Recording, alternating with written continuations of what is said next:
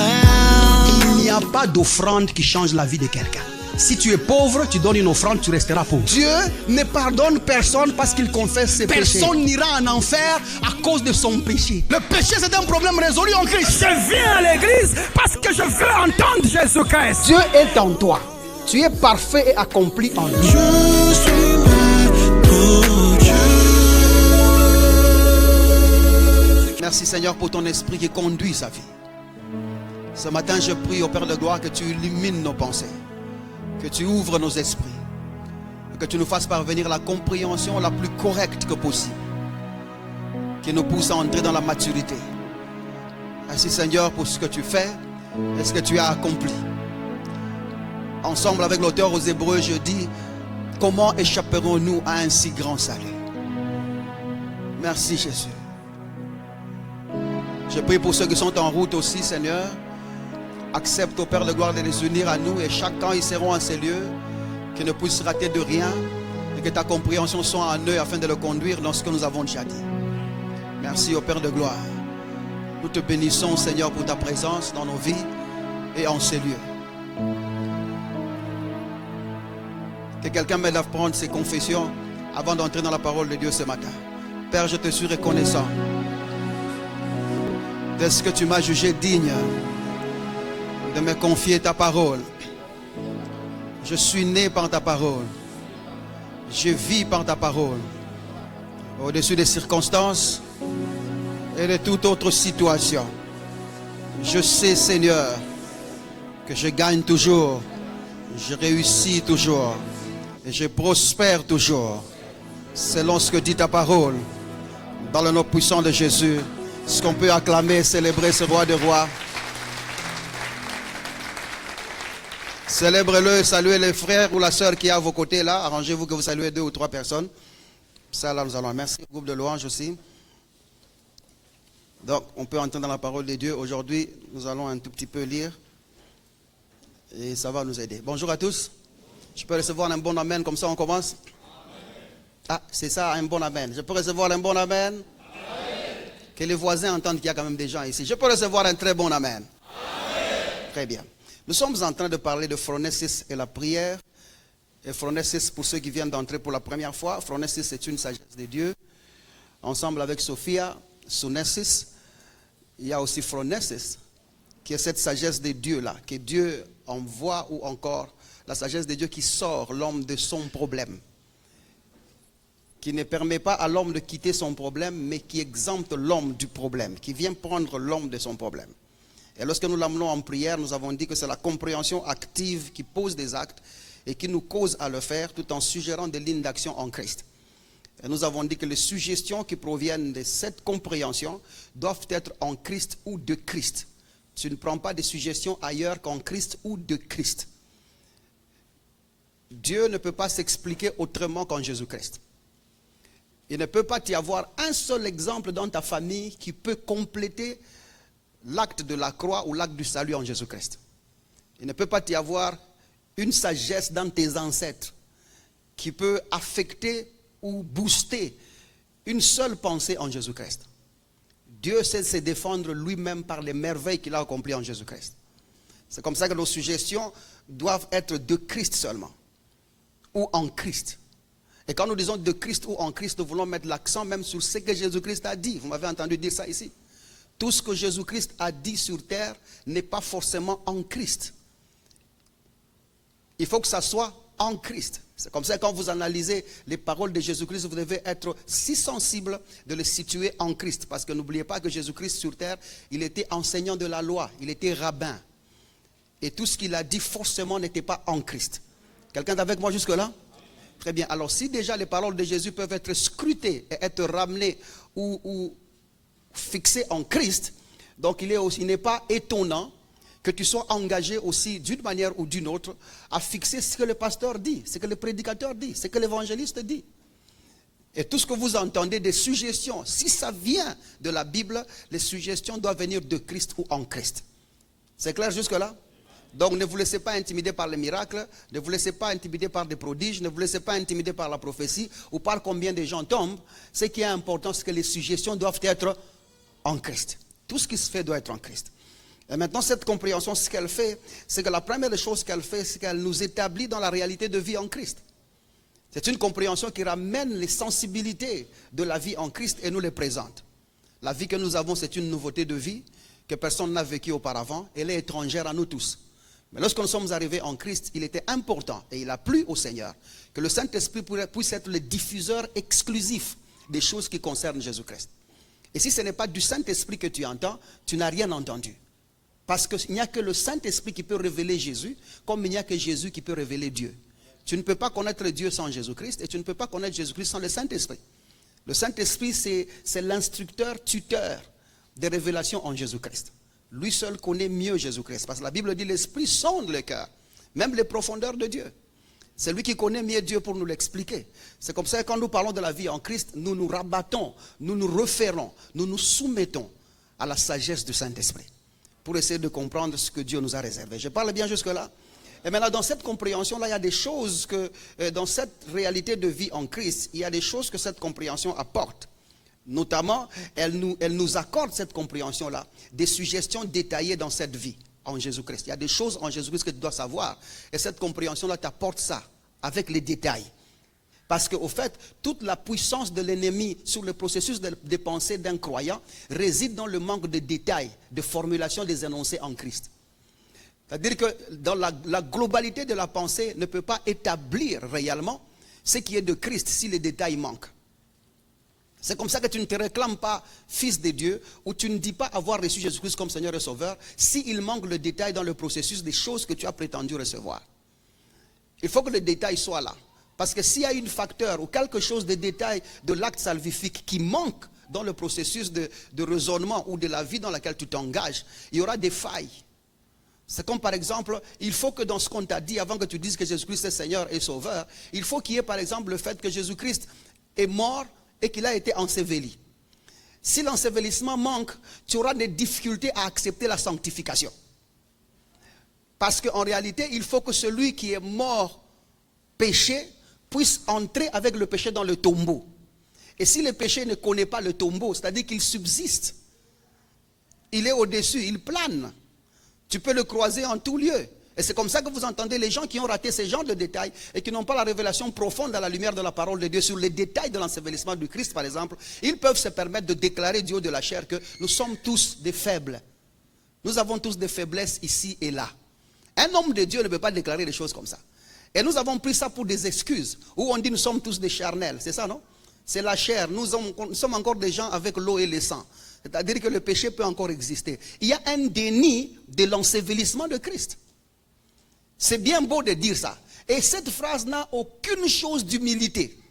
Ce n'est pas une forme d'humilité quand vous dites oh, nous sommes tous charnels. Vous voyez, le sang et l'eau circulent encore dans nos veines. Des fois nous avons des impulsions. Des fois nous avons... Ce n'est pas une excuse.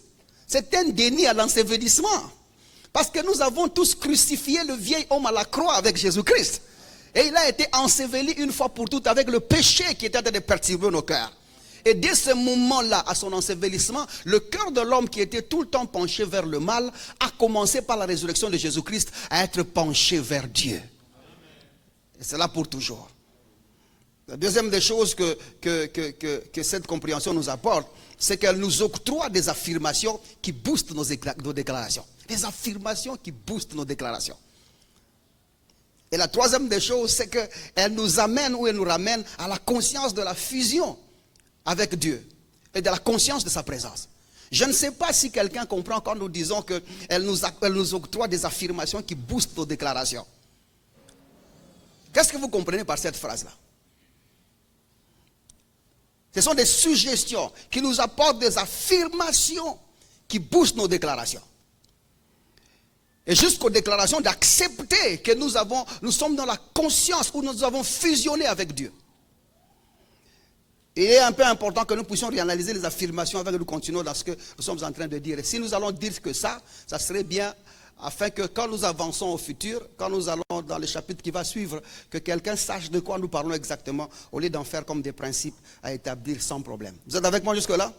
Aujourd'hui, nous allons faire un peu d'exégèse. Je pense que quelqu'un peut peut suivre avec moi, ainsi de suite. Comme ça, on réanalyse ce qui est réalisé et on essaie de vérifier quelques pensées bibliques qui ont été mal interprétées, ainsi de suite.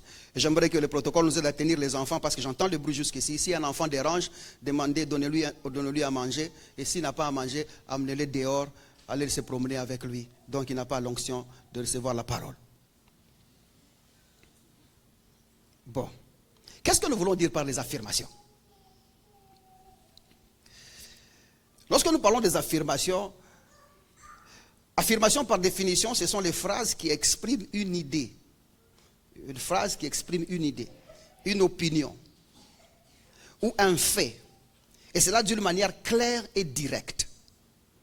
Et lorsqu'elle exprime ces faits, cette opinion ou cette idée-là d'une manière claire et directe, elle ne pose pas de questions et elle n'exprime pas de doutes. C'est une affirmation. Une affirmation ne peut pas être une question. Et une affirmation ne peut pas transporter de doute. Alors quand nous parlons des affirmations qui boostent nos déclarations, ça doit s'asseoir premièrement sur ça. Je vous donne un exemple dans la première définition ici. Par exemple, si je dis le soleil se lève à l'est, c'est une affirmation qui n'est pas une question, mais ça véhicule une idée ou un fait, une opinion qui est correcte et qui est claire. Quel que soit le point auquel tu te trouves sur la terre, le soleil se lèvera toujours à l'est. Vous êtes avec moi jusque-là? Et ça devient une affirmation concrète. Et ce genre d'affirmation ici, c'est ce que nous appelons les affirmations de fait. C'est comme ça que ça y est, ça ne changera pas, ça ne sera pas modifié. Quel que soit le point auquel tu te trouves, le soleil se lèvera toujours à l'est. Vous êtes avec moi jusque-là? La deuxième définition d'affirmation, c'est que c'est le transport des informations qui manifestent une conviction qui renforce l'assurance ou la confiance. C'est-à-dire que de là où tu es, une parole est venue et elle a transporté une information qui a manifesté une conviction qui renforce l'assurance ou la confiance. C'est comme par exemple la foi en Jésus-Christ. Lorsque tu écoutes l'évangile, cet évangile vient et nous apporte des affirmations qui prouvent ce que Dieu a fait pour nous en Christ. Et en fin de compte, ça apporte la confiance. Nous pouvons croire dans ça. Quelqu'un est avec moi jusque-là? Je vous donne... Oh, ça va jusque-là? Je parle lentement comme ça pour que quelqu'un comprenne parce que c'est l'enseignement, c'est ça, non? Bon, ici vous ne dites pas amen. Ça va jusque-là? Je ne vais plus vous demander. Bon, je vous demande une dernière fois pour m'assouplir un peu. Ça va jusque-là? Très bien.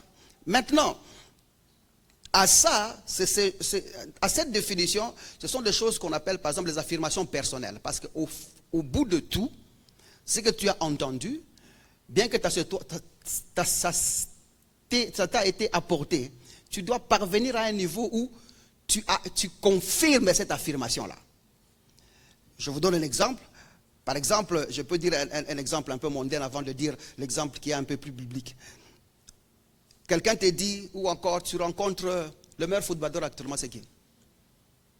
Bon, tout dépend du camp. Le meilleur footballeur actuellement, c'est qui? Bon, je vais vous laisser avec vos trucs modernes, actuels. Je vais prendre le meilleur footballeur que moi je connais. Je parle de Pelé, par exemple. Ça va? Là, nous sommes tous d'accord. Hein? Voilà, Pelé. Voilà, comme ça va libérer les gens des démons de Barcelone et tout ça. Et les autres là, c'est qui encore? Les Real, voilà. Bon, c'est où? Les gens ont droit au bonheur, ça c'est votre problème. Mais ici c'est la parole de Dieu, ok? Maintenant, prenons Pelé par exemple. Vous vous imaginez, Pelé vient et il trouve quelqu'un comme le bien-aimé Gloire qui est là. Vous connaissez tous Gloire, vous voyez sa carrure, vous voyez sa masse. Et Gloire prend la balle, il commence à jouer avec le ballon, il s'amuse un peu et Pelé arrive là-bas et lui dit tu es un bon joueur. Vous avez entendu cette phrase? Tu es un bon joueur. Je pense que cette phrase même, vous êtes surpris que Pelé ait dit ça de Gloire. Mais du moment que Gloire a entendu ça de Pelé, dire qu'il était bon joueur, automatiquement, à l'instant, cette phrase-là va manifester en Gloire une conviction qui va renforcer son assurance et sa confiance. Gloire va se dire, malgré mon poids, malgré ma taille, le meilleur joueur du monde m'a vu jouer. Et il a dit, je suis un bon joueur. Et il peut donc s'élever au milieu de tout le monde. Même si le coach lui dit, non, tu ne joues pas bien. Il dit, non, Pelé m'a dit, je suis un bon joueur. Qui es-tu toi pour me dire le contraire? Ça, ce sont les affirmations. Et maintenant, Gloire peut se permettre de reprendre la phrase de Pelé. Connaissant qui est Pelé, sachant qui est Pelé, il peut dire « Je suis un bon joueur ». Ces affirmations ont tiré une source, viennent d'une source correcte. Une source incontestable. C'est comme ça que dans la parole de Dieu, vivement en Christ, la source de ton information vaut autant mieux que l'information elle-même. C'est comme ça que vous avez remarqué que vos vies, généralement, sont accrochées à des affirmations que les hommes de Dieu vous ont communiquées parce que vous avez cru en eux. Si l'homme de Dieu m'a dit que chez nous, il y a un combat, qui suis-je moi pour refuser? Je veux continuer à dire que chez nous, il y a quoi? Il y a un combat. C'est comme ça qu'il faut aussi analyser la source. Parce que si la source a un processus de raisonnement démoniaque, il ne va vous communiquer que l'expérience de ses pensées. Parce que la femme la plus belle ne donne que ce qu'elle a. C'est comme ça que dans ces affirmations-là, en Christ, nous pouvons dire des choses comme par exemple, quand tu lis la Bible, avec Dieu, nous ferons des exploits. Ce sont des affirmations correctes. Une fois que tu as entendu ça de Dieu, ou une fois que tu as entendu ça de la parole de Dieu, on te dit avec Dieu, nous ferons des exploits. Tu peux te permettre de dire la même chose dans chaque situation. Je fais des exploits avec le Seigneur. Quel que soit ce qu'il y a, je fais des exploits. Et chaque fois qu'il y aura compétition des hommes, et chaque fois qu'il y aura appel des hommes, au milieu de tous les hommes, tu peux dire, j'ai Dieu, je fais des exploits avec lui. Et ce genre des affirmations, c'est ce qu'on appelle les affirmations personnelles. Ça vient et tu peux le personnaliser et les amener à ta propre vie. Troisièmement, il y a aussi cette définition qui est des affirmations comme un établissement de ce qui est vrai et certain. Ce qui est vrai et certain ou irréfutable. C'est-à-dire qu'elle vient dans ta vie et c'est une déclaration qui est complètement vraie, irréfutable. Et quelles que soient les circonstances, cette phrase-là restera vraie. Ça ne peut pas changer, ça ne sera jamais modifié, ça restera comme ça jusqu'à la fin de temps. Et même si nous la transportons dans l'éternité, cette phrase continuera à être vraie. Vous êtes avec moi jusque-là? Et ça, c'est ce qu'on appelle les affirmations positives, par exemple, qui ne changent pas, qui ne varient pas, ça reste comme ça, c'est aligné dans ça, quel que soit le temps, les circonstances ou le moment, ça reste comme ça. Je vous donne un exemple. Sur terre, on peut dire, par exemple, seule une femme peut donner la vie. Seule une femme peut donner la vie. Bon, d'accord. Tu peux faire le BBM, tu peux mettre le sein, tu peux te maquiller comme une femme, tu peux aussi aimer quelqu'un comme une femme peut aimer quelqu'un. Mais au bout de tout, il n'y aura pas d'enfant. Clair? Quel que soit ce que tu feras, il n'y aura pas d'enfant. Parce que il y a une vérité qui a établi cela. Seule une femme peut donner la vie. Et ça ne changera pas. Même si nous l'emmenons dans n'importe quel siècle. Seule une femme donnera la vie. Donc toi, tu peux mettre les curls, tu peux mettre les cheveux comme une femme, tu peux beau parler comme une femme, tu peux t'habiller comme une femme, tu peux faire des démarches comme une femme, BBN, BBS, BB2, BB quoi. Tout ce que tu peux faire comme Bibi, tu n'auras pas d'enfant. Parce que ce qui est vrai, tu n'as jamais été créé pour faire ça. Quelqu'un me comprend jusque-là? Et de la même manière, nous, en Jésus-Christ, il y a des affirmations qui établissent, qui sont vraies, certaines et irréfutables, telles que seul Jésus-Christ peut sauver l'homme pécheur. Seul Jésus. Tu peux entrer dans toutes les religions du monde. Il n'y a que Jésus qui peut faire ça. L'exclusion et l'exemption du péché n'est possible que par la personne de Jésus-Christ. Seul Jésus-Christ a reçu mandat d'effacer le crime de toute l'humanité. Il n'y a que lui qui peut permettre à ce que l'homme puisse se présenter devant Dieu en toute justice et sans toute forme de culpabilité. Tu peux beau prier Bouddha, Allah, Shrina, Shriva, Shuka, tout ce que tu veux, Baha'i, Branham, tu peux croire dans tout ça, mais en fin de compte, lorsqu'il s'agira de la culpabilité et du dévoilement ou encore de la délivrance du péché, Jésus doit passer par là. Si Jésus ne passe pas par là, il n'y a pas de salut. Car il n'y a aucun autre nom qui nous soit donné sur la terre qui peut sauver les gens du péché. Si ce n'est le nom de Jésus-Christ. Jésus seul sauve. Quelqu'un est avec moi jusque là? Ah, j'aimerais t'entendre dire Jésus seul sauve. Jésus seul sauve.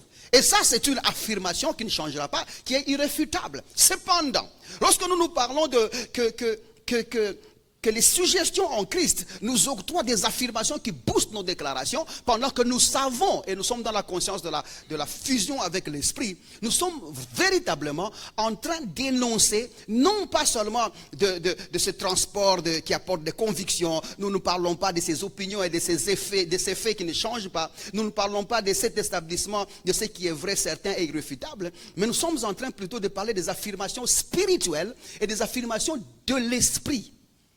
Au milieu de toute forme d'affirmation, il y a des affirmations spirituelles et les affirmations qui sont les affirmations de l'esprit. Et c'est ce qui nous intéresse dans le cours de ce que nous sommes en train de discuter ici. Aide-moi à dire à ton voisin, sois attentif parce qu'aujourd'hui ça sera très bien.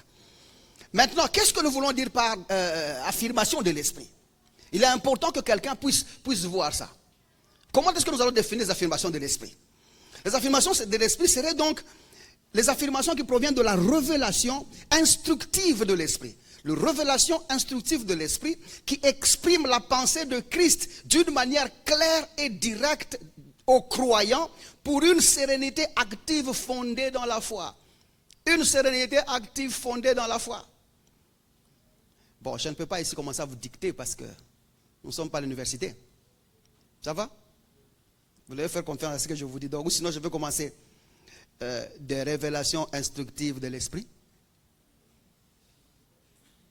Des révélations instructives de l'esprit qui expriment la pensée du Christ, qui expriment, oh non, nous allons nous ennuyer, qui exprime la pensée du Christ d'une manière claire et directe aux croyants. Ces révélations viennent et expriment d'une manière claire et directe aux croyants. Notez qu'il y a direct aux croyants. C'est-à-dire que c'est sans intermédiaire. Dieu peut directement parler aux croyants par le Saint-Esprit. Avant, ce n'était pas possible. Maintenant, c'est possible. Pourquoi? Parce que dans le croyant est l'esprit, ou encore le décodeur de la diffusion de la pensée de Dieu. Jésus pouvait dire avant, mon Père témoigne de moi, je peux vous dire que vous n'avez pas entendu sa voix, vous n'avez pas vu sa face. En fait, personne dans la Bible n'a jamais entendu Dieu parler, même pas Adam. Même pas Adam. Personne.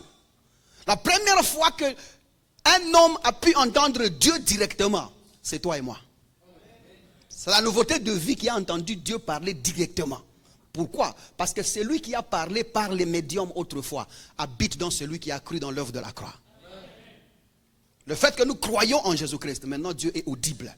Ce que je viens de dire ici, ça s'explique. En Jean chapitre 5, vous allez lire à partir du verset 35e, allez jusqu'en bas, ou 39e, là-bas vous verrez ce que je suis en train de vous dire ici. Ce n'est possible qu'en Christ. Sinon personne n'a jamais entendu Dieu parler. Personne. Je sais que dans la Bible on a dit l'Éternel a parlé, je sais tout ça, j'ai vu ça. C'est comme ça que je vous dis, grandissons un peu. Ça va jusque-là? Aide-moi à dire à ton voisin, grandissons un peu. Ne reste pas sur la littérature de l'écriture. Ok? Entre dans l'esprit qui compose les lettres. Il y a un esprit qui est diffusé dans la pensée de ce que tu lis là. Entre dans ça, c'est ce qui est important. Avant que tu ne commences à me donner tes propres révélations. Ça va jusque-là? Donc notez que c'est directement, c'est clair et direct, c'est donné aux croyants. Et cela, ça apporte une sérénité active fondée dans la foi. Sérénité active fondée dans la foi. Le chrétien, après avoir reçu ces affirmations-là, est transporté à un niveau où c'est tellement très sûr ce qu'il a entendu que ça ne peut pas être contesté. C'est tellement très sûr ce que Dieu a dit que personne ne peut opposer ça. Et quelles que soient les circonstances dans lesquelles il traverse, c'est tellement très sûr ce qu'il sait. Et ça ne peut pas changer. Je vous parle ici d'un positionnement qui dépasse celui de votre enfant quand il est allé à l'école primaire en premier. On lui a dit 1 plus 1 égale à 3. Donc s'il revient, même si tu dis non, 1 plus 1 égale à 2, il va te dire non. Nous, on nous a dit à l'école, 1 plus 1 égale à. C'est-à-dire que l'enfant n'a même pas besoin de preuves. Aussi longtemps que c'est ça, l'instruction qu'il a, il ne change pas. Cette même attitude-là, c'est l'attitude que toi tu dois avoir. Une attitude d'où, pas seulement que tu as appris d'une manière oisive, mais les choses qui sont en Christ sont des choses vérifiées, vraies. Et du moment que tu parviens à la conviction réelle en Jésus-Christ, tu dois parvenir à cette sérénité-là qui ne change pas. C'est comme moi, par exemple, j'ai une telle sérénité que si je mourais avant vous et que vous mourrez après moi et que vous vous retrouvez à un endroit où je ne suis pas là, je vous dis la vérité, la première des choses, vérifiez si je suis là. Si tu te retrouves à un endroit où je ne suis pas là, demande de rentrer. Tu es au mauvais endroit. Vous voyez où je suis arrivé? Je suis arrivé à une telle sérénité que tout ce que Dieu a créé de beau sur terre, c'est moi. Ma taille, c'est la taille normale. Mon poids, c'est mon poids normal. Mon nez, c'est ce qui est normal. Ma bouche, elle est normale. Mon intelligence, c'est l'indice même de tout ce que Dieu a fait de bien. Si tu réfléchis plus au-dessus de moi, tu es malade. Si tu es plus court que moi, il y a un problème. Si tu es plus élancé que moi, il faut te faire vacciner. Si tu es plus gros, tu vois, je suis arrivé à une telle conviction. C'est-à-dire que quel que soit ce que tu dis de moi, ça ne changera pas. Je sais que je suis le merveille de Dieu. Et des choses glorieuses ont été dites sur moi. Et ça, toi, tu ne peux pas les changer parce que tu as dit un mot ou deux mots sur moi. Quelqu'un me comprend jusque-là? Et c'est ça, c'est ce qu'on appelle les affirmations. Maintenant, il faut qu'on les explique. Le Saint-Esprit apporte les affirmations, parce que c'est ce que je souligne. Paul nous explique ça. À 1 Corinthiens chapitre 2, à partir du verset 3. On va commencer par les choses un peu plus simples pour aller dans les choses un peu plus difficiles. On va voir là où la parole de Dieu va nous amener aujourd'hui, ou là où le temps va nous amener aujourd'hui. Mais j'espère, à la fin de cette séance, avoir déjà dit ce qu'il fallait dire. Parce que quand nous allons parler de la pression, l'oppression, la dépression, il est important que nous établissons ces choses pour que nous soyons sensibles aux suggestions de l'esprit ou aux affirmations de l'esprit. 1 Corinthiens chapitre 2. On peut commencer à partir du verset 9. Nous parlons ici des affirmations de l'esprit ou des affirmations spirituelles. D'où viennent ces choses? Quelles sont ces choses-là? Au verset 9, il dit, mais comme il est écrit, ce sont des choses que l'œil n'a point vues. Les affirmations de l'esprit sont des choses que l'œil n'a point vues, que l'oreille n'a pas entendues, et qui ne sont point montées au cœur de l'homme, virgule, des choses que Dieu a préparées pour ceux qui l'aiment. Des choses que Dieu a préparées pour ceux qui l'aiment. Alors ce sont des choses que tu ne trouveras pas dans le cœur de l'homme. Ça ne peut pas provenir de là. Ce sont des choses qu'un homme ne peut pas dire. Ça ne viendra pas de sa bouche. Ce sont des choses que personne n'a vues, que personne n'a entendues. Et ces choses-là sont ce qu'on appelle les affirmations. Vous voyez, les affirmations qui sont spirituelles. Continuons le verset 10. Il dit, Dieu cependant les a révélées par l'esprit, ou nous les a révélées par l'esprit. S'il faut que tu entendes de ces affirmations-là, tu dois être en connexion ou en fusion avec le Saint-Esprit. Et si tu n'es pas connecté avec le Saint-Esprit, tu échapperas aux affirmations qui sont en Christ, les affirmations que le Saint-Esprit donne. Parce qu'il n'y a que le Saint-Esprit qui est le diffuseur légal ou le tuteur de la pensée de Dieu dans la communication de ce que Dieu est en train de faire. Dieu nous les a révélées par l'Esprit. Si nous les avons connues, ces affirmations, c'est par l'Esprit. Il continue, car l'Esprit sonde tout, même les profondeurs de Dieu. Verset 11.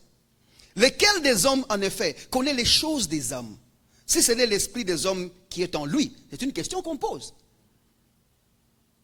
Et ce qui est vrai. Si maintenant, je commence à te donner des suggestions ou des affirmations qui concernent les choses des hommes, ces affirmations-là, ou ces révélations-là, ou cette pensée-là, je l'ai tirée de l'esprit de l'homme qui habite en moi. Tout ce qui concerne les hommes provient d'une source qu'on appelle l'esprit des hommes. Maintenant, or nous cherchons des suggestions qui viennent de Christ, qui viennent de Dieu, que seul le Saint-Esprit peut communiquer. Je n'ai pas besoin des pensées des hommes. Je n'ai pas besoin d'écouter les instructions des hommes. Je n'ai pas besoin d'écouter la sagesse des hommes. Si moi je suis chez Dieu, ou si j'ai accepté Dieu, c'est pour être directement connecté à la source d'information qui ne parle que des choses de Dieu.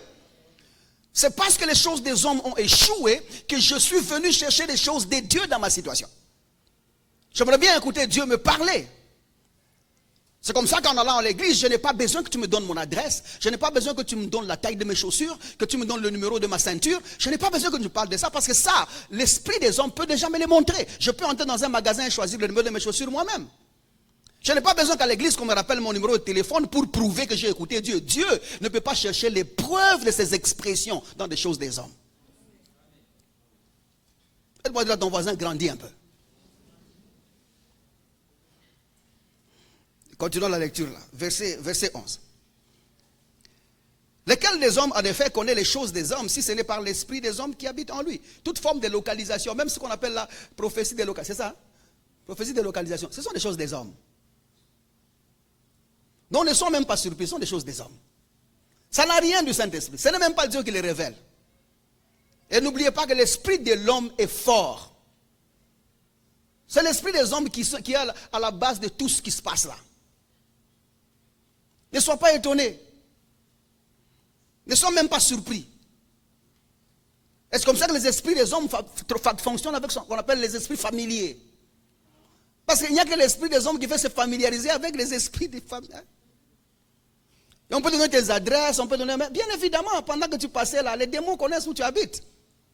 Ils peuvent transmettre cette communication. Que ça ne te surprenne pas. Nous tous, nous avons fonctionné comme ça. Avec cet esprit de connaissance ici. Nous étions très forts d'ailleurs. Je priais à l'église de mon père à l'époque là. Quand le culte de chez papa finit, les véhicules commencent à venir. J'étais localisateur. Même au cadastre, il n'y a pas d'agent comme moi.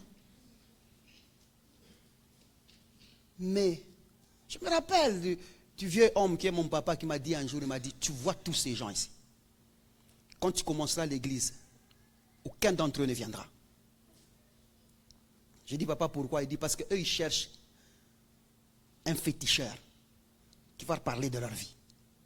Ils ne cherchent pas un homme de Dieu qui va le conduire au Seigneur. C'est comme ça qu'au village, aujourd'hui, dans la bouche du vieux, ça peut sentir, mais ils sont lavés. Tous ces gens-là, je vous dis, jusqu'aujourd'hui, aucun d'entre eux n'est venu. Et pourtant, j'ai annoncé les grades, j'ai annoncé les promotions, j'ai annoncé l'argent, j'ai parlé que dans 2 jours, tu auras tel montant, j'ai parlé qu'en allant au travail, là, on va te nommer, j'ai parlé que tu es général et tu es colonel, tu seras général, tu es major, tu seras capitaine, tu es colonel. J'ai parlé de tout ça. Il y avait et militaire, et roulage, et brigade. Ils étaient tous en train de venir. Vous les voyez ici. Nous avons fonctionné dans ça. Et même quand j'entends certaines personnes dire, non, le pasteur ici, il est en train de se moquer de la prophétie. Ce que vous faites là, ce n'est pas ça la prophétie. Ce que vous faites n'est pas loin de la divination. C'est un esprit de l'homme qui cherche l'orgueil dans les spectacles. La Bible dit, la pensée de la prophétie, c'est la révélation de Christ. Prophète, c'est celui qui peut ramener les Écritures et sortir Jésus-Christ. Et d'ailleurs, ce que vous faites là, par respect, nous pouvons appeler ça seulement parole de connaissance. Et qui est au milieu de divination et révélation. Donc ça ballotte. Et ça dépend de comment vous avez mangé.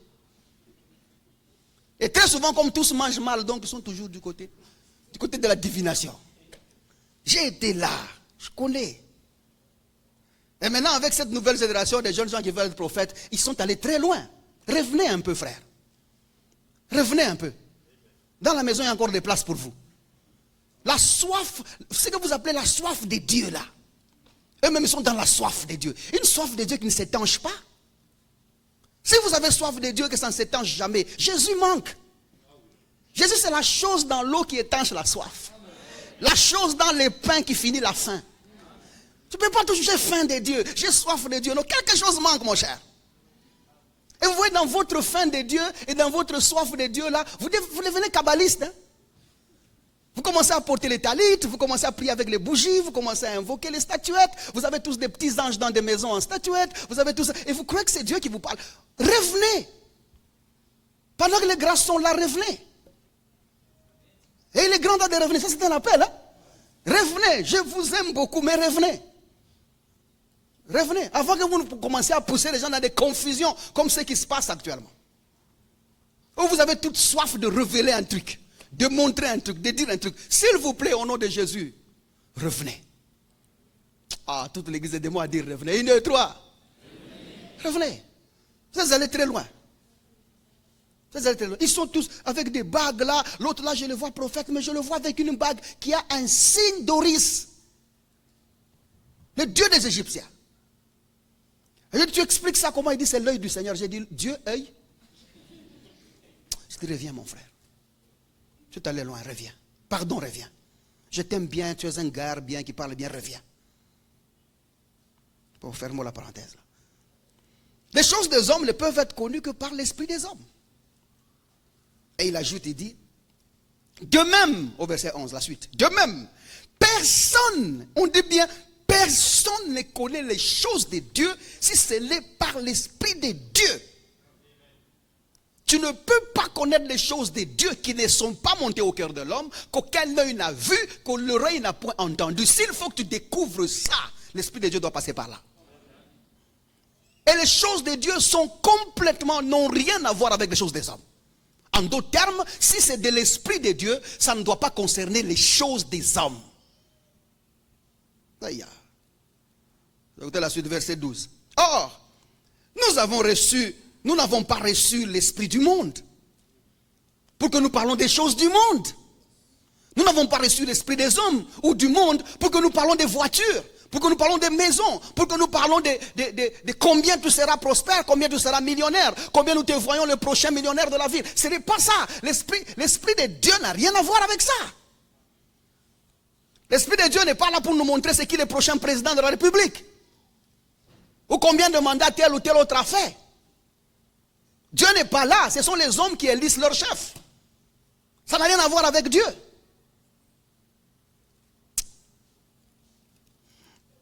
De même, personne ne connaît les choses de Dieu si ce n'est par l'Esprit de Dieu. Il dit, or, nous, là, nous n'avons pas reçu l'Esprit du monde. Mais l'Esprit qui vient de Dieu. Les anglophones disent, it has come from somewhere. C'est venu de quelque part. Ça a une source de provenance. L'Esprit qui est en nous est venu d'un endroit qu'on connaît, de Dieu.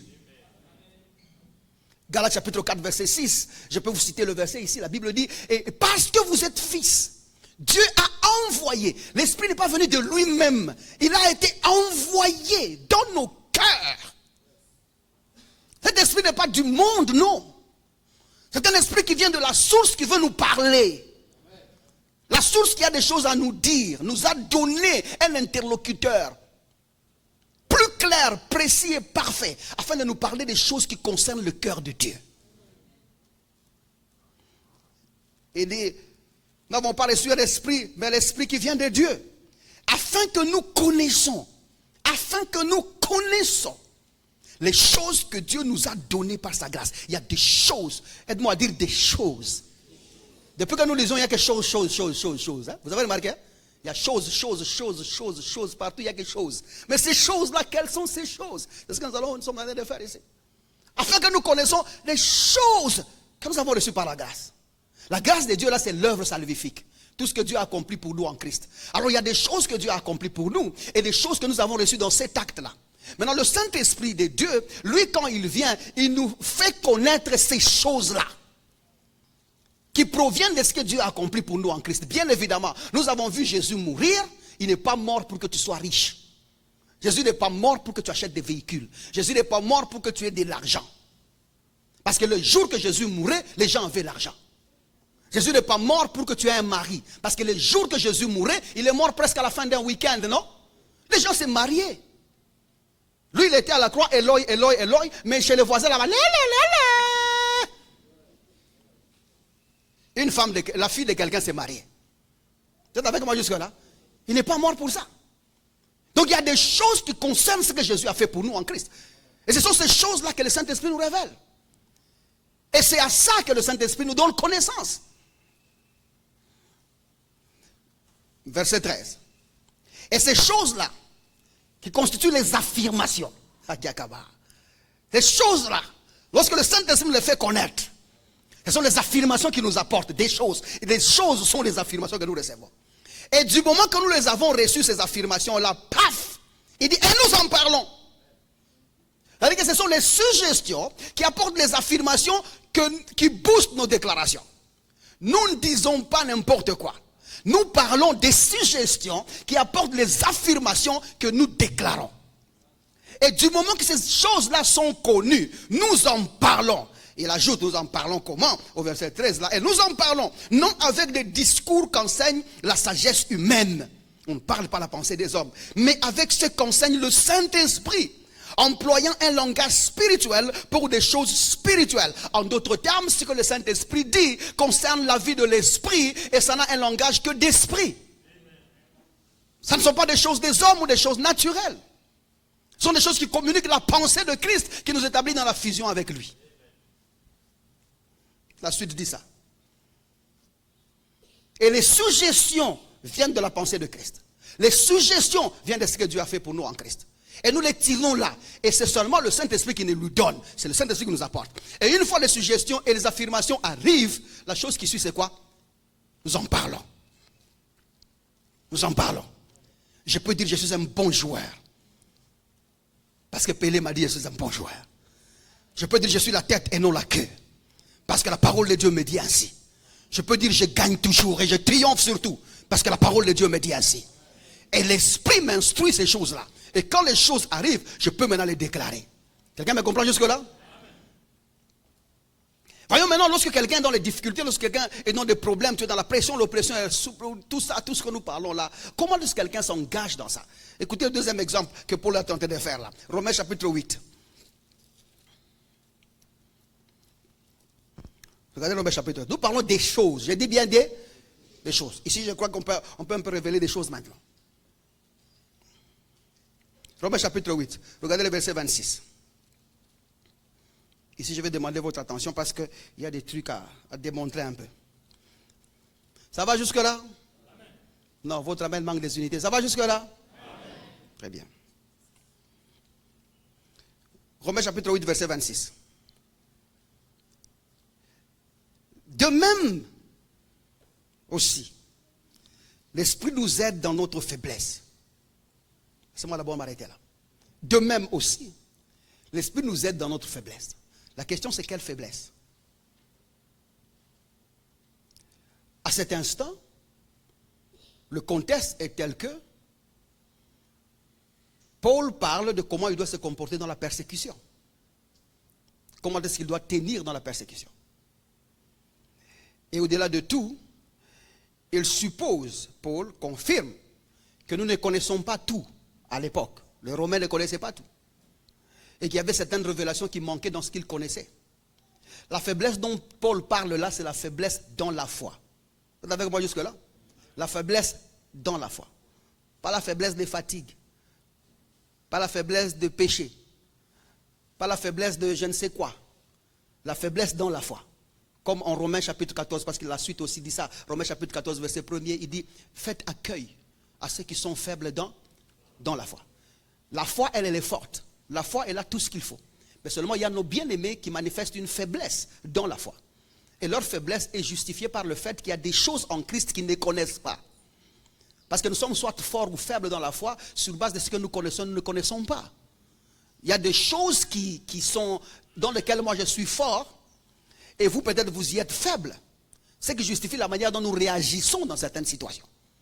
Parce que je peux réagir parce que j'ai certains détails de la parole de la foi, je tiens. Et toi tu as une certaine faiblesse parce que tu manques l'information qui peut te mettre à ce que tu tiennes dans ça. Je parle bien jusque là? Pour être un peu plus concret, il faut qu'on explique, parce que quelqu'un peut dire non, il parlait de la souffrance, tout ça. Rentrons au verset 18. 8-18. J'estime que les souffrances du temps présent ne sauraient être comparées à la gloire à venir qui sera révélée pour nous. C'est vrai, quand tu lis d'emblée comme ça, tu parles d'une souffrance. Et les prédicateurs ont dit non, ce sont les souffrances de ce monde. Tu manques à manger, tu manques à boire, tu manques de trucs. Il faut que je dise un peu un truc. Vous pensez que Dieu a à avoir à faire avec le fait que toi tu souffres, tu manques à manger ou à boire? Hein? Réveille-toi mon frère. Le gars n'est même pas là. C'est comme ça que tu as l'intention de dire Seigneur, tu me laisses, tu me laisses, tu me laisses. Il ne laisse personne. Il n'abandonne personne. Et il te répète, je suis là.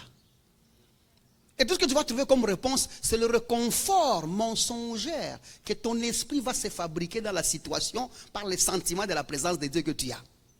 Tu vas te dire, il est présent. Et puis toi-même tu te prophétises, ça ira bien, tout ira bien. C'est toi-même qui te réconforte.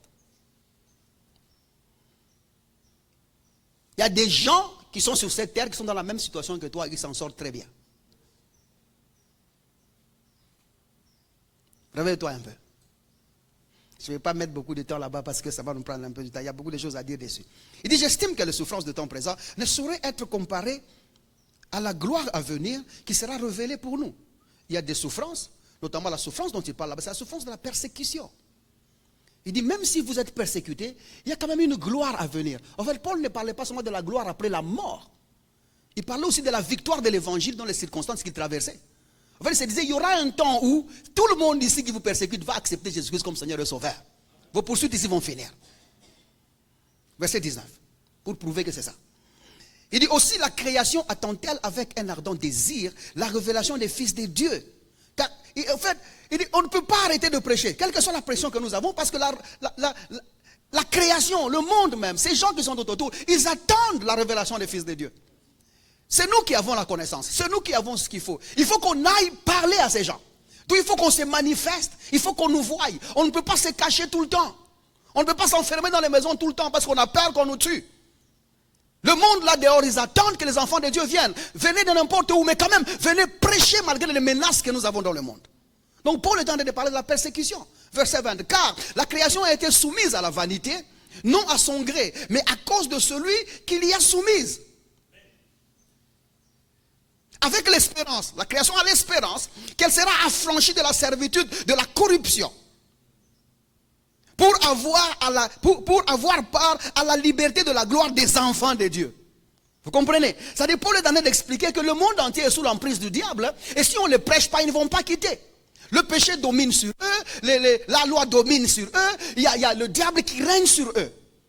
Mais si nous nous mettons dans notre coin, parce que nous voulons nous cacher et préserver notre vie, et dire on ne peut pas, nous, le monde là dehors, ils attendent le salut en Jésus-Christ. Et il n'y a que nous qui pourrons leur prêcher. Donc ce que je suis en train de dire ici contextuellement, Paul était en train de parler de la persécution qui était en train de régner parmi le peuple à cette époque-là. Quelqu'un est avec moi jusque-là? Maintenant continuons au verset 26. De même aussi l'Esprit nous aide dans notre faiblesse, parce qu'il y a des choses que nous ne connaissons pas. Si nous nous cachons, si nous sommes dans le coin, nous ne voulons pas les prêcher, c'est parce que nous avons encore certaines faiblesses dans la foi. Il y a des choses qui manquent dans ce que nous sommes. Il dit car nous ne savons pas ce qu'il nous convient de demander dans nos prières. Nous ne savons pas ce qu'il nous convient de demander dans la prière. Nous devons bien prier parce que nous sommes persécutés. Mais nous pouvons parler aussi quoi que ce soit, commencer à divaguer, dire n'importe quoi. Mais il dit que l'Esprit, lui, va venir nous aider dans la situation de persécution dans laquelle nous sommes et dans la souffrance de pression que nous avons. Le Saint-Esprit, lui, va venir nous aider parce que nous ne savons pas ce qui nous convient de prier. Au fait, le mot traduit là, convient de prier, et veut vraiment dire ce qui nous convient de prier. Parce que si tu es dans la faiblesse de la foi, à un certain moment, tu ne sais pas exactement quoi dire parce que tu es au milieu des problèmes. Bref, tu as besoin de suggestions qui apportent des affirmations. C'est ça, non? Pour que tu parviennes à les déclarer. Il dit maintenant, mais l'Esprit lui-même, il dit bien, l'Esprit lui-même intercède par des soupirs inexprimables. Intercède par des soupirs inexprimables. La première pensée quand tu lis ces textes, c'est comme si le Saint-Esprit, lui, il sait que tu ne sais pas ce qu'il convient de demander. Et le Saint-Esprit dit, toi, tais-toi. Moi, je vais prier pour toi. Quand tu lis, c'est l'impression que nous avons. Vrai ou faux? Et c'est ce qu'on nous a prêché tout ce temps. Mais maintenant, quand tu es un fervent lecteur de la Bible, pas lecteur seulement, quand tu es un étudiant parfait de la Bible, un étudiant qui se donne à la Bible, tu te rendras compte que cette phrase-là n'est pas doctrinale, si elle est lue comme ça. Et ça fait appel à ce que nous l'étudions. Parce que le Saint-Esprit ne peut pas prendre la place de l'homme et prier devant Dieu pour lui. Ce n'est pas biblique. Ce n'est pas possible. Pourquoi est-ce que nous disons cela? Parce que déjà, quand vous lisez, je crois c'est Jean chapitre 16, à partir du verset 26e. Mais gardons ici, on y revient.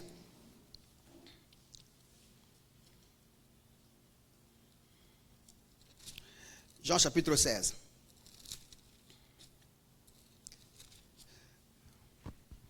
Regardez le verset, on peut commencer 26e. Mais un peu avant, ça serait bien, mais 26e parce qu'on n'a plus de temps presque. Écoutez ce qu'il dit. En ce jour-là, Jésus parle ici du fait qu'il est mort, il est ressuscité. Maintenant qu'il est ressuscité, les gens sont nés de nouveau. Il dit, en ce jour-là, bon, vous n'aurez plus besoin de moi, pas besoin de moi, mais vous n'aurez plus besoin de me poser moi des questions ou à me demander quoi que ce soit. Vous parlerez au Père directement. Et le Père va vous entendre. Regardez ce qu'il dit Jésus. En ce jour-là, vous demanderez en mon nom. En mon nom. En mon nom veut dire fusionner. Ok? Nous sommes un avec lui, c'est en son nom. Prier en son nom veut dire moi et lui nous formons une seule chair. Quelqu'un me comprend? Il dit en ce jour-là vous demanderez en mon nom. Et puis il ajoute, je ne vous dis pas que je prierai le Père pour vous, car le Père lui-même vous aime. Ce qui veut dire qu'il n'y a pas un plan en ce qui concerne la prière où Jésus prend charge de ta prière. Il n'y a pas. Il n'y a pas un plan où le Saint-Esprit prend charge de ta prière. Ce n'est pas doctrinal. Quelqu'un me comprend jusque-là? Pourquoi? Parce que le Père lui-même nous aime. En d'autres termes, la présence de Jésus devant Dieu, c'est ta propre présence. C'est comme ça que le mot demander là, il est fort. Il dit, en ce jour-là, vous demanderez en mon nom. Vous demanderez en mon nom. J'aime bien le mot demander. Le mot demander là-bas, c'est aiteo. Aiteo qui veut dire appeler à, ou encore réclamer. C'est-à-dire, étant fusionnel avec le Saint-Esprit, avec Dieu, tu peux appeler à l'existence n'importe quoi.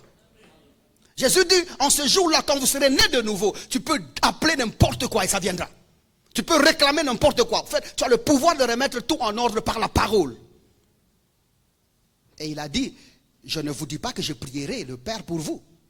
Et le mot prier là-bas, c'est le mot qui tient pour intercession par exemple. Le mot prier, c'est erateo. Erateo qui veut dire demander avec instance ou encore supplier en faveur de quelqu'un. Jésus dit, je ne supplierai pas le Père, c'est vous-même. Parce qu'il vous aime vous-même, c'est-à-dire qu'il a mis en vous les capacités que j'ai. Il a mis en vous le pouvoir que j'ai. Il a mis en vous l'autorité que j'ai. Vous pouvez vous adresser devant n'importe quelle situation, obtenir les résultats. Quelqu'un est avec moi jusque-là? Donc maintenant, le Saint-Esprit, lorsqu'il vient, il ne vient pas prendre notre place pour prier à notre place. Ce n'est pas ce que la Bible dit. Rentrons au verset 26 vers la fin là. Il dit de même aussi, le Saint-Esprit vous aide dans notre faiblesse, la faiblesse de la foi, car nous ne savons pas ce qu'il nous convient de demander dans nos prières. Mais l'Esprit lui-même intercède par des soupirs inexprimables. Vous voyez là-bas le mot intercède, le verbe intercéder, c'est celui qui pose problème. Parce que du moment que tu le vois, je trouve que le traducteur est en train de dire que le Saint-Esprit prend notre place et il parle à notre place. Et pourtant ce n'est pas ça. Voyons un peu. Le mot intercède en notre faveur, ou encore, c'est ça, à notre faveur, verset intercède, ou encore, mais l'Esprit lui-même intercède.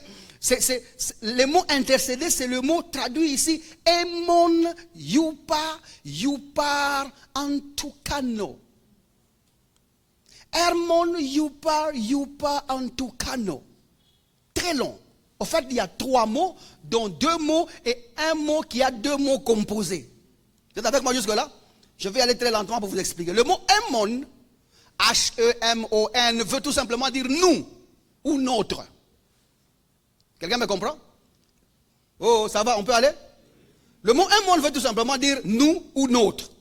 Le mot yupa, qui est hyper en français, hyper veut dire tout simplement lorsqu'il est utilisé seul. Lorsque le mot hyper est utilisé seul, sans préfixe, sans être un préfixe, il veut dire pour, en faveur, pour l'amour, ou au, ou à.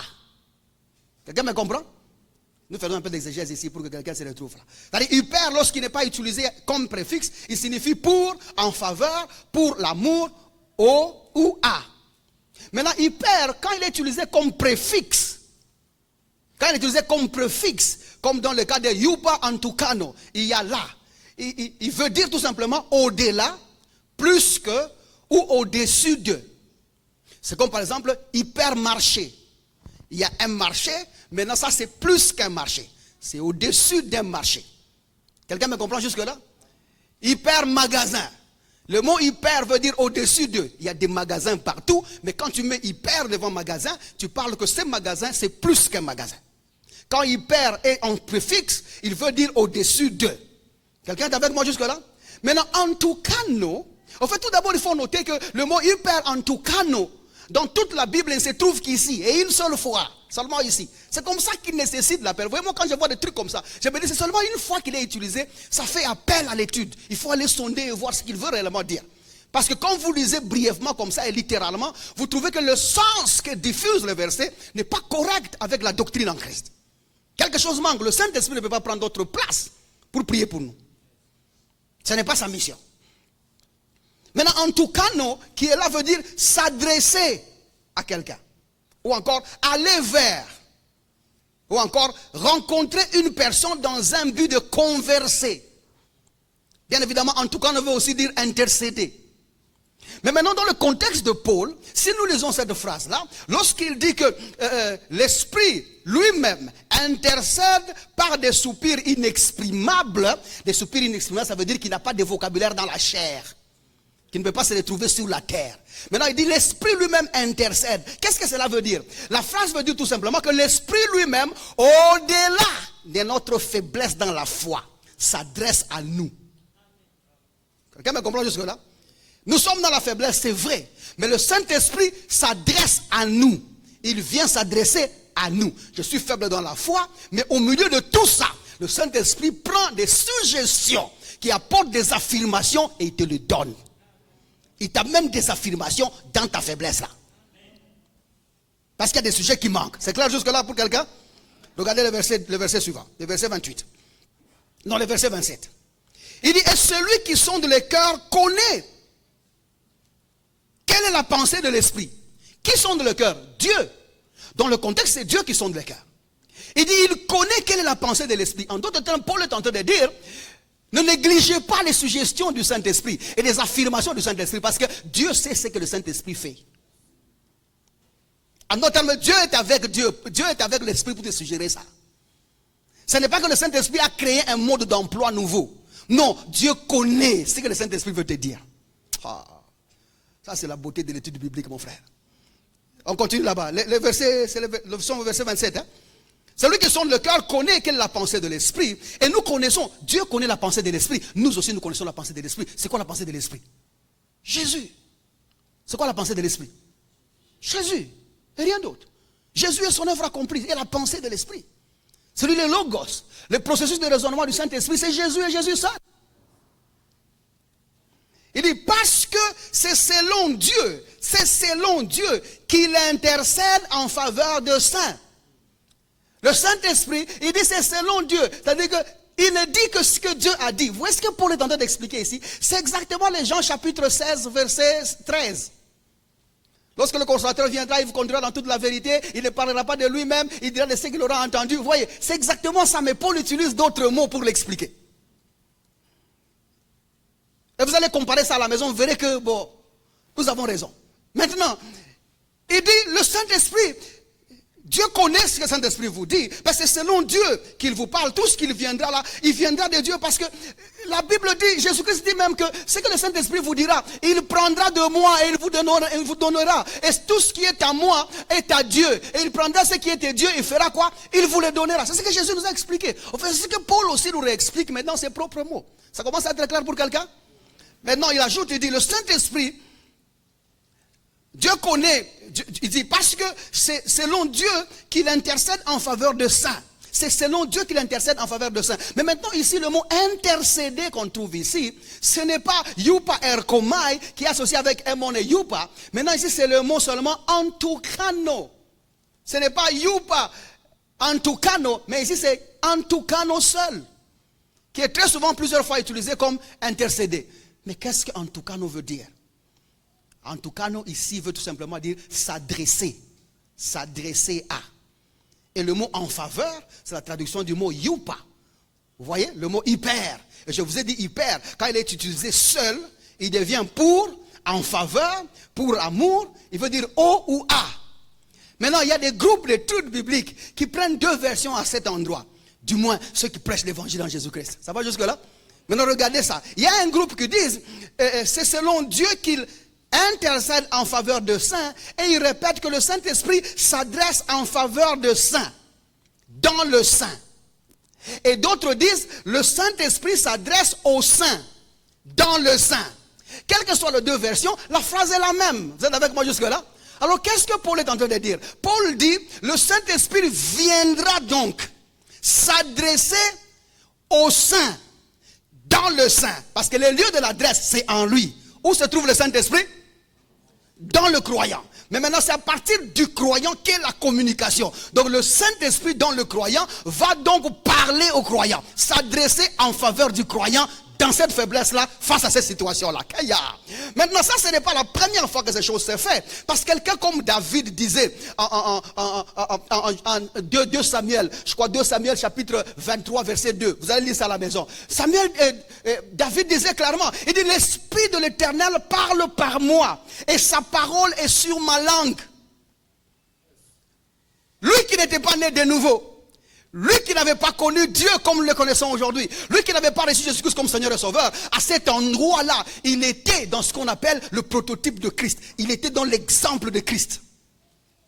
Parce qu'au fait, cette phrase est tirée de ce qu'on appelle les dernières paroles de David. Quand vous lisez à cet endroit, on dit, ce sont les dernières paroles de David. Et la phrase en hébreu veut dire tout simplement les paroles du temps de la fin du bien-aimé. Parce que David veut dire bien-aimés. Maintenant, nous sommes les bien-aimés du Seigneur. Ceux qui ont reçu l'amour de Dieu. C'est quoi ici, enfin? Le Saint-Esprit, l'Esprit du Seigneur, parle par moi. Et sa parole est sur ma langue. Le Saint-Esprit parle par moi dans ces derniers temps. Les croyants doivent savoir que tu as fusionné avec le Saint-Esprit. Et le Saint-Esprit ne peut parler que par toi, en toi. Alors, qu'est-ce qu'il nous dit? Parce que ce qui est important là, c'est ça. Et d'ailleurs même Apocalypse chapitre 22 verset 17. Là vous entendez la fusion là. La Bible dit tout simplement que l'esprit et l'épouse disent viens. L'esprit n'est pas à côté de l'épouse. L'épouse n'est pas à côté de l'esprit. L'esprit est dans l'épouse. Et par l'épouse ensemble ils disent viens. Quelqu'un est avec moi jusque là? Ça parle de cette fusion-là. Alors le Saint-Esprit vient, il t'apporte des suggestions en toi. Il dépose des suggestions en toi que vous pouvez déclarer ensemble. Quelqu'un me comprend jusque-là? Que vous pouvez faire quoi? Déclarer ensemble. Observez maintenant la suite.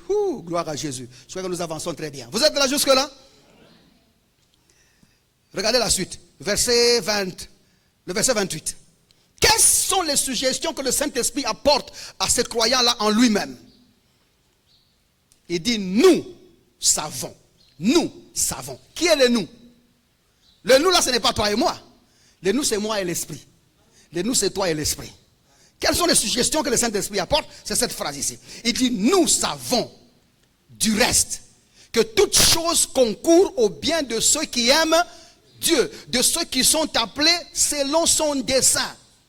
Toute chose concourt au bien de ceux qui aiment Dieu. J'ai entendu des gens dire, quelle que soit la situation, ça concourt au bien de ceux qui aiment Dieu. Le malheur, le bonheur, quand le travail finit. Ça concourt au bien de ceux qui aiment Dieu. Quand ton enfant tombe malade, ça concourt au bien de ceux qui aiment Dieu. Quand tu n'as plus de dossier du tout, quand tu n'as plus de business à faire, ça concourt. Dieu veut t'enseigner sûrement quelque chose dans ça. Aïe, balaka. Nous sommes bénis. La vérité. Ce truc ici, il ne faut pas que ça existe encore. Et les gens ont manipulé les gens comme ça. Tu es dans la faiblesse, tu ne sais pas comment prier. Écoute, même si ça t'arrive, tu n'as pas de vrais mots, mais comprends, toutes choses concourent au bien de ceux qui aiment Dieu. Dieu est en train de te demander que tu prouves combien que tu l'aimes. Non, il n'y a aucun verset dans la Bible qui dit que nous devons aimer Dieu. Ok. La nouveauté de vie, ce n'est pas un appel à aimer Dieu. La nouveauté de vie, c'est un appel à recevoir l'amour de Dieu. Car il nous a aimés en premier.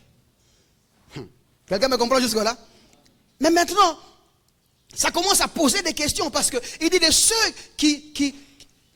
Ah, c'est où encore? Nous savons du reste, le Saint-Esprit avec moi parle, nous savons du reste que toute chose concourt au bien de ceux qui aiment Dieu. C'est quoi qui aime Dieu? Et de ceux qui sont appelés selon son dessein. Appelés selon son dessein, nous comprenons. Mais de ceux qui aiment Dieu, les choses concourent. C'est-à-dire que le fait seulement que nous aimons Dieu, non, la Bible ne veut pas dire que nous aimons Dieu. Parce que le mot qui est là traduit amour ou qui aime Dieu, c'est le mot agapao. Agapao qui veut dire accueillir, recevoir ou avoir plaisir. Donc toute chose concourt au bien de ceux qui ont reçu l'amour de Dieu, de ceux qui ont accueilli l'amour de Dieu, de ceux qui ont plaisir à l'amour de Dieu. Ou encore ceux qui subissent l'amour de Dieu. Ceux qui ont reçu cet amour en Jésus-Christ. Et de toutes choses concourent à leur bien. La question c'est encore quelles sont les choses. Quelles sont Les choses, ça reste les choses. Parce qu'on nous a dit que les choses là, ça perd les malheurs, ça perd le bonheur. On dit toutes choses, toutes choses. Non, attention. Aide-moi à dire à ton voisin, attention. Ne laisse pas le diable manipuler quelqu'un. Ouh, ça tombe bien, vous n'avez nulle part où aller. Tombe très bien. Ce n'est pas la volonté de Dieu, ça. Oh, c'est le climat, mon frère. Le climat, mon cher. Vous êtes avec moi? Allons un peu à la course rapidement pour que nous arrivions à déterminer les choses. C'est ça, non? Parce qu'ici, nous avons tout fixé, sauf les choses. Et ça fait longtemps que nous trouvons les choses. C'est quoi ces choses-là qui concourent au bien? Il doit y avoir des choses qui sont pour mon bien. Il doit y avoir des choses qui sont pour mon bien. Quelles sont ces choses-là qui sont pour mon bien dans cette vie et dans toute l'éternité devant Dieu? Quelles sont ces choses-là? Le verset 29. Car ceux qu'il a connus d'avance, il les a aussi prédestinés à être semblables à l'image de son Fils, afin que son Fils fût le premier-né entre plusieurs frères. Ceux qu'il a connus d'avance, il les a prédestinés à être semblables à l'image de son Fils. Il ne les a pas prédestinés à ressembler à Jésus. Il ne les a pas prédestinés à être à l'image de Jésus. Mais la Bible dit semblable à l'image de son Fils. Cette phrase veut dire l'exacte représentation de sa personne. Dieu nous a prédestinés à être l'exacte représentation de Jésus-Christ. Ouf! Allons par la suite. Il nous a prédestinés à être semblables à l'image de son Fils, afin que son Fils fût le premier-né entre plusieurs frères. Regardez, ça ce sont les suggestions que le Saint-Esprit te dit. Il te dit ce qu'il a connu d'avance, voilà ce qu'il a fait. Au fait, le Saint-Esprit viendra dans ta faiblesse, au milieu de ton problème, te dire, mon frère, Dieu t'avait prédestiné depuis longtemps, afin que tu sois Jésus. Et puis il te dit, boum, je suis Jésus. Tu t'imagines au milieu de ta situation, tu dis je suis Jésus. Même si on te conduit vers la mort, tu dis je l'ai déjà connu une fois, je ne meurs pas deux fois, je suis Jésus. Et quand tu es dans le lien, même si on t'amènera à la croix de n'importe quelle situation, quelque chose viendra. Les affirmations de l'Esprit vont venir en toi et dire je suis Jésus. Je ne subis pas ces deux fois. Parce que la Bible dit je suis l'Éternel votre Dieu. Les calamités ne reviendront pas deux fois. Et parce que tu as les suggestions, tu peux donc bloquer les limites et les barrières. L'Esprit m'a dit, je suis Jésus. L'Esprit m'a dit, tout ce que Dieu a fait, c'est pour que je sois Jésus. L'Esprit m'a dit, ça ne peut pas être moins que ça. Je suis Jésus. L'Esprit m'a dit, ça ne dépassera pas. Je suis Jésus. Et si je suis Jésus, je peux dire quelque chose. Regardez la suite. Nous sommes en train de chercher les choses. Maintenant que tu as les affirmations. Et puis il ajoute. Et ceux qu'il a prédestinés, il les a aussi appelés. Le mot appelé, c'est sanctifié. Ça va jusque là? Il les a aussi sanctifiés ou appelés. Et ceux qu'il a appelés, il les a aussi justifiés. Et ceux qu'il a justifiés, il les a aussi glorifiés. Question. Que dirons-nous donc à l'égard de ces choses? Quelles choses sont-ils? Quelles choses sont-elles? La sanctification, la justification, la glorification. Les choses que j'ai reçues, les choses que le Saint-Esprit m'apporte, le Saint-Esprit qui me donne comme affirmation, les choses qui ne sont pas montées au cœur de l'homme, que les oreilles n'ont pas entendu, que la bouche n'a pas parlé, c'est que je suis sanctifié, c'est que je suis justifié, c'est que je suis glorifié. La justification, la sanctification et la glorification sont les choses qui concourent au bien de ceux qui aiment Dieu. Quelqu'un me comprend jusque là? Est-ce comme ça qu'il pose la question? Que dirons-nous à l'égard de ces choses? Quelles choses? Ma sanctification. Qu'est-ce qu'on va dire sur le dessus? Ma justification. Qu'y a-t-il à dire dessus? Ma glorification. Qu'y a-t-il dessus à dire dessus? Et il ajoute la réponse, c'est si Dieu est pour nous, si nous avons fusionné avec Dieu, qui sera contre nous? Qui va modifier la sanctification? Je suis avec les saints. Qui va modifier ma justification? Je suis avec celui qui accepte les gens. Qui va modifier ma glorification? Je suis dans la gloire avec Dieu. Que dirons-nous à l'égard de ces choses? Il n'y a plus rien à dire. Et ce ne sont pas les choses de la souffrance. Ce ne sont pas les choses du malheur. Quelqu'un est délivré ce matin au nom de Jésus. Et il ajoute même Louis, verset 32, qui n'a point épargné son fils. Il te rappelle comment tu as été justifié, comment tu as été sanctifié et comment tu es arrivé à la glorification. Il dit c'est parce que lui, Dieu, n'a point épargné son fils, mais il a livré pour nous tous. Il dit comment ne nous donnera-t-il pas aussi toutes choses avec lui? Le fait que Jésus est ressuscité pour nous, je suis sanctifié. S'il est ressuscité pour moi, je suis justifié. Et s'il est ressuscité pour moi, je suis glorifié. Et puis il ajoute, qui accusera les élus? de Dieu. On ajoute même les élus de Dieu. Pas les élus seulement. Tu n'as pas été élu par un gouvernement. Tu n'as pas été élu dans une famille. Tu as été élu par Dieu. Qui accusera les élus? Où ont-ils été élus? Notre élection est en Christ. Pourquoi? Parce que depuis longtemps, Dieu m'a prédestiné à être semblable à l'image de son Fils. L'élection de Jésus, c'est mon élection. Le choix de Dieu sur Jésus, c'est mon choix. Puis il ajoute et dit, qu'est-ce donc à l'égard de ces choses? Et puis pour finir tout ça, il dit, c'est Dieu qui justifie. C'est Dieu qui justifie. Et puis il ajoute, qui condamnera les élus? Il dit, Christ est mort. Bien plus encore. Vous l'avez vu mort? Oui. Il dit, bien plus encore, il est ressuscité.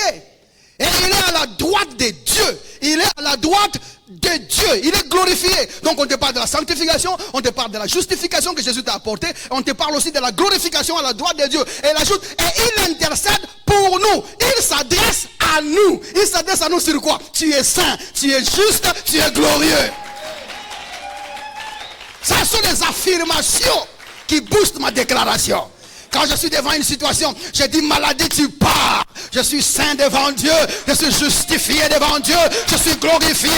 Tu ne résistes pas. Je dis souffrance, pars. Je sais quoi dire. Parce que j'ai des affirmations qui sont de l'esprit. Et il s'est adressé à moi pour que je dise. Car Dieu nous a dit pour que nous parlons avec assurance.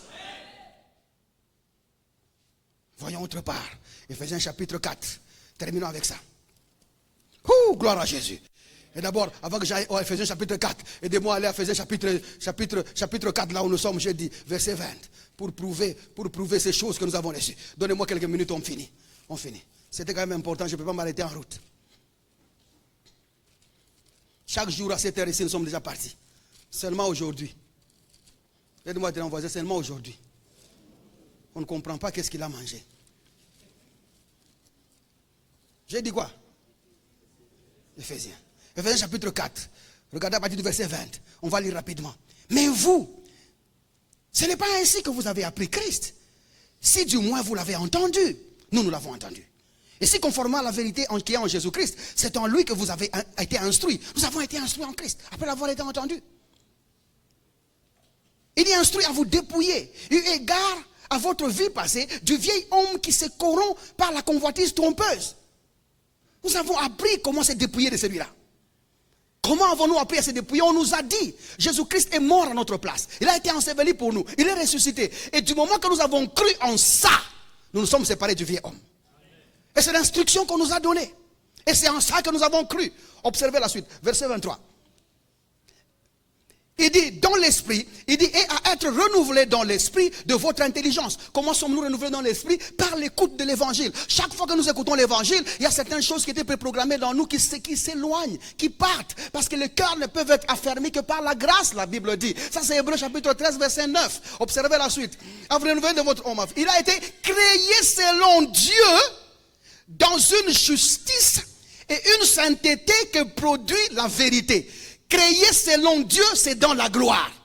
Dans une justice et une sainteté que produit la vérité. La nouveauté de vie est sainte. La nouveauté de vie est juste. La nouveauté de vie est glorieuse. Attention, vous ne m'avez pas bien compris. La nouveauté de vie est juste. Elle ne marche pas dans la justice. Elle est justice. La nouveauté de vie est sainte, elle ne cherche pas la sainteté, elle est sanctifiée. La nouveauté de juste est glorieuse, elle ne cherche pas la gloire, elle est dans la gloire. Nous sommes l'expression des résultats de ce que Dieu a fait pour nous en Christ. Nous ne cherchons pas ces choses-là. Je n'ai pas à forcer la sainteté. Je n'ai pas à forcer la sanctification. Je suis le produit qui manifeste l'exemption de la sentence suprême. Je ne meurs plus au péché. Les autres peuvent mourir au péché, pas moi. Pourquoi? Parce que c'est par ces vertus, c'est par cette offrande, l'offrande de son corps, que nous avons été sanctifiés une fois pour toutes. Hébreux 10:10. Sanctifiés une fois pour toutes. Christ est-il mort? Oui. En sa mort, je suis exempté de la mort. Je suis saint. Ça ne changera pas. Je suis juste. Parce que la Bible dit, nous avons cru en celui qui est mort pour nos péchés et qui est ressuscité pour notre justification. Christ est-il justifié? A-t-il été ressuscité? Oui. Donc je suis justifié devant Dieu. Et la Bible dit, après les souffrances de Christ, serait suivi la gloire. Nous l'avons vu et nous avons entendu. Dieu souverainement élever le Fils de Dieu et lui donner le nom qui est au-dessus de tout nom. Et qu'au nom de Jésus-Christ, tout genou fléchit. Celui qui est dans la gloire, c'est moi qui suis dans la gloire. Car la Bible dit, lorsque Christ, votre vie apparaîtra, vous paraîtrez avec lui. Là où est ma vie, c'est là que je me trouve. Christ est assis sur le trône, je suis sur le trône avec lui. Jésus-Christ règne, je règne avec lui. Et je règne avec lui loin au-dessus des principautés, au-dessus des dominations et de toute autre chose sur terre. Personne ne joue avec toi, mon frère. Ça, c'est la nouveauté de vie qu'on prêche ici. Rentrons un peu. Éphésiens chapitre 1er. On finit avec ça.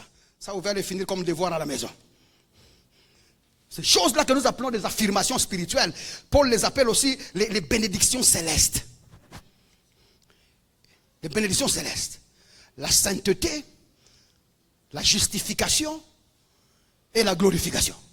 Il les appelle aussi bénédictions célestes. Regardez Ephésiens chapitre 1er, à partir du verset 3. Béni soit Dieu, le Père de notre Seigneur Jésus-Christ, qui nous a bénis de toutes sortes de bénédictions spirituelles dans les lieux célestes en Christ. Toutes sortes de bénédictions. C'est pas voiture, c'est pas maison. C'est toutes sortes de bénédictions spirituelles qui viennent des affirmations de l'esprit. Dans les lieux célestes en Christ. Le lieu céleste, c'est où? En Christ. Donc il faut aller en Christ pour décoder les bénédictions qui nous ont été suggérées par l'esprit. Qu'est-ce que nous avons eu? Quelles sont ces choses-là? Quelles sont ces bénédictions-là? Regardez le verset 4. En lui. Première bénédiction. C'est où? En lui. C'est quoi la première bénédiction? En lui, Dieu nous a élus avant la fondation du monde pour que nous soyons saints et irréprochables. Sanctifiés, sanctifiés, sans faute. Il dit devant lui, quand Dieu me regarde, je suis saint, je suis irréprochable. Il dit, nous ayons prédestinés dans son amour à être les enfants d'adoption. Nous avons été prédestinés à être semblables à l'image de son Fils. Il dit, selon le bon plaisir de sa volonté, à la louange de sa grâce, à la louange de la gloire de sa grâce qu'il nous a accordé en son bien-aimé. En Jésus-Christ, nous sommes saints et irréprochables. Deuxième bénédiction, verset 7. En lui, nous avons la rédemption par son sang. Et la rémission des péchés. Notez ici, il y a rédemption, le prix a été payé. Rémission, on nous a laissé partir. Et là, mon gars, si tout le monde comprenait ça, serait bien.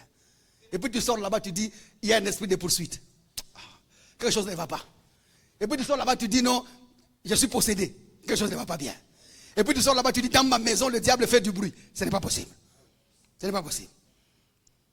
Il est dans la mission des péchés. Selon la richesse de sa grâce. La richesse de sa grâce, c'est le salut qu'il nous accorde. Que Dieu a répandu abondamment, écoutez bien, abondamment sur nous par toutes sortes de sagesse et d'intelligence. Par toutes sortes de sagesse et d'intelligence, Dieu a répandu ces choses. Il a voulu que nous connaissions. Il dit par toutes choses, par toute espèce de sagesse. Combien de sagesse y a-t-il? Phronesis, sounesis, de toutes sortes de sagesse là. Maintenant, en fin de compte, il dit, les toutes sortes de sagesse là et d'intelligence. La phrase doit se dire toutes sortes de sagesse là qui est l'intelligence. Le mot intelligence là-bas c'est phronesis. C'est-à-dire que tu auras toute la révélation de ce que Dieu a fait pour toi si seulement tu parviens à la connaissance de phronesis. Phronesis. Je ne suis pas loin de ce que nous prêchons. Dieu nous parle. Regardez la suite. Par toutes nos intelligences et toutes nos intelligences, nous sommes où là? Verset 9. Nous faisons connaître le mystère de sa volonté selon le bienveillant Dieu saint qu'il avait formé en lui pour le mettre à exécution lorsque le temps serait accompli de réunir toutes choses en lui. C'est-à-dire que tout c'est Jésus, aide-moi à dire tout c'est Jésus. Celles qui sont dans le ciel et sur la terre, qui sont sur la terre et qui sont dans le ciel et sur la terre. Troisième bénédiction, en lui, verset 11, nous aussi, nous sommes devenus héritiers, ayant été prédestinés suivant la résolution de celui qui opère toutes choses d'après le conseil de sa volonté, afin que nous servions à la louange de sa gloire. Nous sommes glorifiés, ça a été déjà dit. Nous qui d'avance avons espéré en Christ, le fait d'avoir cru en Jésus-Christ, nous avons reçu place d'héritier dans sa maison. Verset 13. C'est là que nous sommes. Verset 13. Quatrième bénédiction. En lui, vous aussi. Répondez d'abord, vous aussi, dites Amen. En lui, vous aussi. Amen. Après avoir entendu la parole de la vérité, l'évangile de votre salut. En lui, 5e bénédiction, en lui, vous avez cru, avez-vous cru? Il dit donc vous avez été scellés du Saint-Esprit qui avait été promis. Vous et le Saint-Esprit vous formez une seule personne, lequel est le gage de votre héritage pour la rédemption de ceux que Dieu s'est acquis à la louange de sa gloire. Ce sont les choses que le Saint-Esprit nous suggère. Ce sont les choses que le Saint-Esprit nous donne. Tous ceux qui ont reçu l'amour de Dieu vivent ces choses ici. Et je te le souhaite au nom de Jésus-Christ. Tu es inébranlable. Tu es saint, tu es irréprochable, tu es inenvoûtable, tu es imbloquable, tu es une personne glorieuse, tu es le sommet de toutes choses, tu es assis loin au-delà des principautés, au-dessus des dominations. Ta place c'est là-bas, ta place est là-bas, ta place est là-bas. Il n'y a aucune situation sur terre qui pourra compromettre ça en Jésus-Christ. Aide-moi à dire je suis fort et je le sais. Un peu plus fort, je suis fort et je le sais. Je suis puissant et je le sais. Je suis sanctifié, je le sais. Je suis glorifié, je le sais. Je suis justifié, je le sais. En vertu de ce que Dieu a fait pour moi en Christ. Au nom de... Très bien, tiens-toi debout là où tu es. Acclame le Seigneur, on a fini. Tes acclamations manquent des unités, mon frère. Pousse des cris de joie, pousse des cris de joie. Acclame le Seigneur, acclame le Seigneur. Pousse des cris de joie.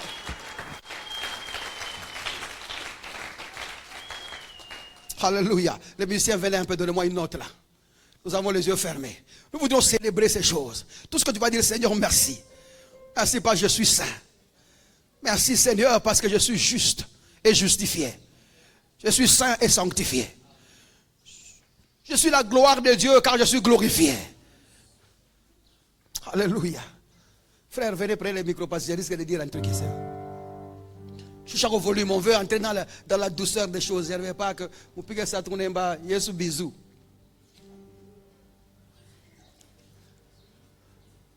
Nous avons les yeux fermés là où nous sommes. Christ est ma seule fondation. Allez-y. Le rocher de ma vie. Autour de moi est détruit.